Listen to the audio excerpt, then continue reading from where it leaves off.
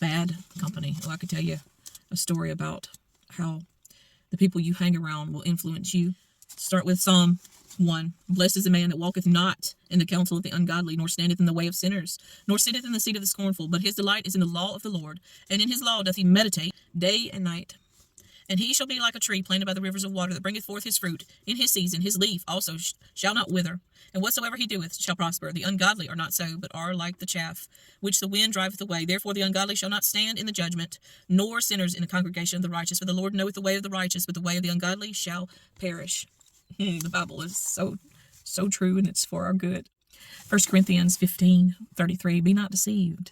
Evil communications corrupts good manners.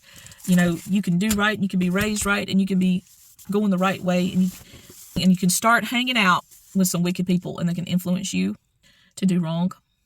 Choose your friends wisely. Proverbs 13:20 says, he that walketh with wise men shall be wise, but a companion of fools shall be destroyed. The Bible is for our good. If you're not going the right way, and you want to go the right way, you need to find some people who are going the right way. Get you some godly friends who are going to influence you for good. I know this. I don't just say these things because, I read it in a book somewhere, or I read it in the Bible, it is in the Bible, but I have lived it. I have literally lived it. I was against all these things, and then I found myself doing the very things that I knew were wrong, because of the influence of others. You got to choose your friends wisely. How many people are in jail right now because they wanted to be liked, they wanted to be accepted, and so they got involved with people that were breaking the law? How many people are in rehab right now because they wanted to be accepted and liked? See, when you understand that God loves you and you want to please him and you want to live for him, you're not going to try to just be liked by everybody. When you have the fear of the Lord, the fear of the Lord is the beginning of wisdom. I saw a video. People were stealing from this store, and because they weren't going to be prosecuted, because in some states now the police aren't doing anything about people who steal. The lawless world that we live in is truly a sign of the times. I saw that video and I said, these people have no fear of the Lord. Paul said, those who steal, let them steal no more. There's an order that God gives us to live for him. When we go against that order, we get messed up. Psalm 1, just read it again. Blessed is the man that walketh not in the counsel of the ungodly. Don't get your advice from people who are going against man's law and God's law. If man's law goes against God's law, we go with God's law. We should obey God rather than men. Even if, people say it's okay to do certain things, like smoking weed is being legalized in some states. When I first heard that, my first thought was, I'm still not going to smoke it, because the Bible tells us to be sober.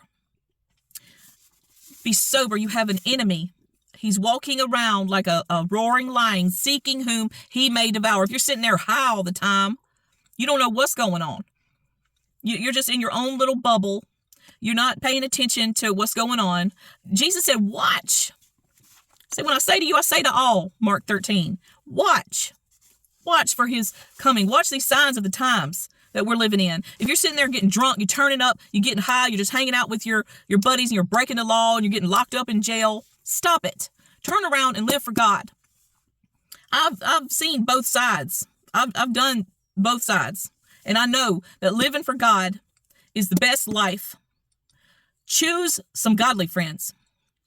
Find you a good Bible-believing, Bible-teaching church where they're going to instruct you in this holy word to get your life right. Because that's the only way that your life will get right, is when you surrender to the Lord. I've done it. That's why I can so passionately say, hey, will you stop doing these things that's against God? It's going to bring heartache to your life. He loves us. But he loves us so much, he's not going to leave us in the mess that we're in. Jesus told the woman caught in adultery, go and sin no more. He didn't say, neither do I condemn you. End of sentence.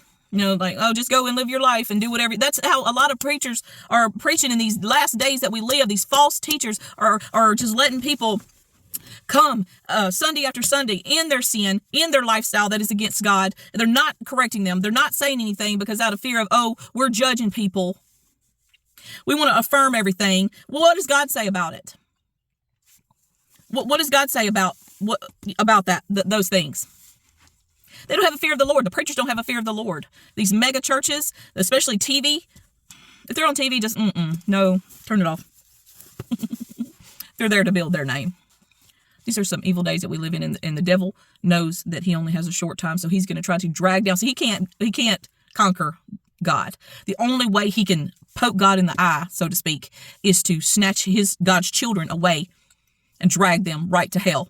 I'm here to try to stand in the gap and say, you don't have to go to hell. You can choose a way of life, but you have to choose God's way. He does not change. We have to change to fit his will and his way. I had to give up a lot of things. I used to drink every day. I used to smoke. I have done some things where I can tell you this life living for God is the very best life. There's no peace in a bottle. There's only peace when you surrender your whole life to the Lord. When you're going out, you want to be accepted by people. Are you being accepted by people that the devil has literally sent to your life to drag you away from God? Because the devil hates you and he wants you to go to hell. He don't want to go to hell by himself. He wants you to go to hell with him. Can you turn around and say, I have decided to follow Jesus? It's a decision, you see. It's a decision to say, I'm going to stop pleasing my flesh. I'm going to put down this thing that I love so much that's against the Lord, especially if you know better. Ooh, you ought to do better. I hope that I help someone today that's maybe away from God. Come back to him. Just come back. Just stop. Remember the prodigal son. He was in the pig pen. He's like, I'm gonna go to my daddy's house. There's food over there. I'm just gonna be a servant. There's food over there. I'm gonna go over there and I'm gonna be a servant. But his dad ran out to meet him. All you gotta do is take one step towards God. He's so merciful and kind. Come back to him today. Y'all be blessed.